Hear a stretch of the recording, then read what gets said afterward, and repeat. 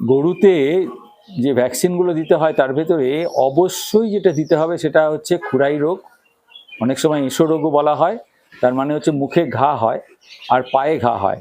এই পায়ে ঘা, মুখে ঘা, এতে করে দুধ কমে যায় এবং বন্ধাও হয়ে যেতে পারে। অর্থাৎ এই রোগটা খুব খারাপ, যার জন্য আমাদের আগে এটা সরকার থেকেও কিছু টাকা পয়সা নিয়ে সাবসিডিতে দেওয়া হতো, এখন সম্পূর্ণভাবে ফ্রি করে দেওয়া হয়েছে।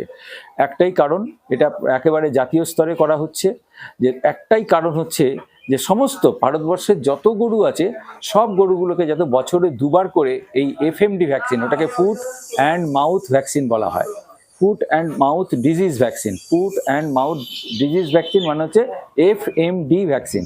এই এফএমডি ভ্যাকসিন বা খুরাই রোগের ভ্যাকসিন, এটা কিন্তু বাজারে কিনতেও পাওয়া যায়, কিন্তু আপনাদের মনে রাখতে হবে যেটা কিন্তু সরকার থেকে ফ্রিতে দেওয়া হয়। আপনারা নিয়ম করে বছরে দুবার করে এই ভ্যাকসিনটা করে নেবেন, ভীষণ রকমভাবে দরকার। এটা কিন্তু না হলে পরে এই যে ভালো ভালো গরু, এদের কোনো রকমভাবে, ওটা একটা ভাইরাস ঘটিত রোগ, তখন বিরাট বিপদে পড়ে যেতে হবে।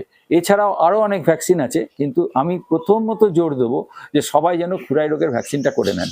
এছাড়া আরেকটা রোগের ভ্যাকসিন আছে যেটা হচ্ছে ব্রুসেলোসিসের জন্য, তাতে করে হচ্ছে কি না বাচ্চা পড়ে যায়, তার জন্য একটা ব্রুসেলোসিসের ভ্যাকসিন আছে।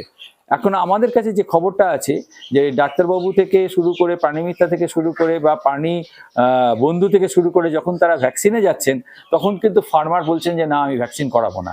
এটা যেন না হয়, কারণ সরকারের এই পরিকল্পনা, এতে কোনো ক্ষতি হয় না, বরঞ্চ ভালো হয়।